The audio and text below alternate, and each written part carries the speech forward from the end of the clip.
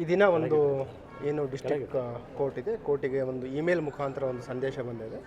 ಅದರಲ್ಲಿ ಹುಸಿ ಹುಸಿ ಅಂತಂದರೆ ಬಾಂಬ್ ಥ್ರೆಟ್ ಒಂದು ಸಂದೇಶ ಇರುವಂಥ ಇಮೇಲ್ ಬಂದಿದೆ.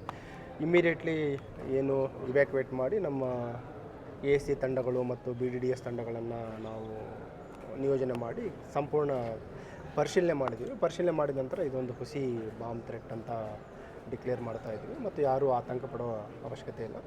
ಈ ಒಂದು ಇಮೇಲ್ ಏನಿದೆ ಇದ್ರ ಬಗ್ಗೆ ಸಂಬಂಧಿಸಿದಂತೆ ನಾವು ಒಂದು ಪ್ರಕರಣವನ್ನು ದಾಖಲು ಮಾಡಿಕೊಳ್ಳಲಿಕ್ಕೆ ಸ್ಥಳೀಯ ಸ್ಟೇಷನ್ ಬಜಾರ್ ಪೊಲೀಸ್ ಇನ್ಸ್ಪೆಕ್ಟರ್ಗೆ ಸೂಚನೆ ನೀಡಿದ್ದೀವಿ ಮತ್ತು ಪ್ರಕರಣ ದಾಖಲು ಮಾಡಿಕೊಂಡು ಯಾರು ಏನು ಕಳಿಸಿದ್ದಾರೆ ಅನ್ನೋದ್ರ ಬಗ್ಗೆ ಪರಿಶೀಲನೆಯನ್ನು ಮಾಡ್ತೀವಿ. ಬೇಸಿಕಲಿ ಇದು ಏನು ಕಂಟೆಂಟ್ ಇದೆ ಇಮೇಲ್ದು, ಆ ಕಂಟೆಂಟ್ ಪ್ರಕಾರ ಮೂಲತಃ ತಮಿಳುನಾಡಿನ 2 ಆರೋಪಿಗಳ ಬಗ್ಗೆ ಉಲ್ಲೇಖ ಮಾಡಿದ್ದಾರೆ. ಅವರನ್ನು ಬಿಡುಗಡೆ ಮಾಡಬೇಕು, ಏನು ಪೋಕ್ಸೋ ಆರೋಪಿಗಳಿದ್ದಾರೆ, ಅವರು ಅಮಾಯಕರಿದ್ದಾರೆ, ಅವ್ರಿಗೆ ಬಿಡುಗಡೆ ಮಾಡಬೇಕನ್ನೋ ಒಂದು ಕಂಟೆಂಟ್ ಇದೆ. ಬೇಸಿಕಲಿ ಇದೇನಂತಂದರೆ ಈ ಸ್ಥಳಕ್ಕೆ ಮತ್ತು ಈ ಸುತ್ತಮುತ್ತಲಿನ ಜಿಲ್ಲೆಗಳಿಗಾಗಲಿ ಅಥವಾ ಕರ್ನಾಟಕ ರಾಜ್ಯದ ಯಾವುದೇ ವಿಷಯಗಳಿಲ್ಲ ಮತ್ತು ತಮಿಳುನಾಡಿನ ವಿಷಯ ಇರುವಂಥ ಉಲ್ಲೇಖ ಇದೆ.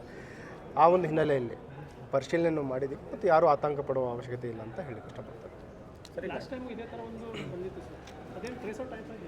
ಅದರಲ್ಲಿ ಕೆಲವು ತಾಂತ್ರಿಕ ತನಿಖೆ ನಡೀತಾ ಇದೆ. ಇನ್ನು ಇದ್ರ ಕೆಲವು ದಿನಗಳ ಹಿಂದೆಯೂ ಕೂಡ ಇಲ್ಲಿ ಇದೇ ರೀತಿ ಒಂದು ಥ್ರೆಟ್ ಇಮೇಲ್ ಬಂದಿತ್ತು. ಆ ಹಿನ್ನೆಲೆಯಲ್ಲಿ ಕೂಡ ಪರಿಶೀಲನೆ ಮಾಡಲಾಗಿತ್ತು. ಆವಾಗಲೂ ಕೂಡ ಇದೊಂದು ಹುಸಿ ಬಾಂಬ್ ಥ್ರೆಟ್ ಇಮೇಲ್ ಅಂತ ಡಿಕ್ಲೇರ್ ಮಾಡಿದ್ವಿ. ಇವತ್ತು ಅದೇ ರೀತಿ ಇದೆ. ನ್ಯಾಯಾಲಯದ ಎಲ್ಲ ಬ್ಲಾಕ್ಗಳು ಕೂಡ ಈಗೆಲ್ಲ ಪರಿಶೀಲನೆ ಮಾಡಿದ್ದೀವಿ ಮತ್ತು ಯಾವುದೇ ಆತಂಕ ಪಡುವುದು ಅವಶ್ಯಕತೆ ಇಲ್ಲ.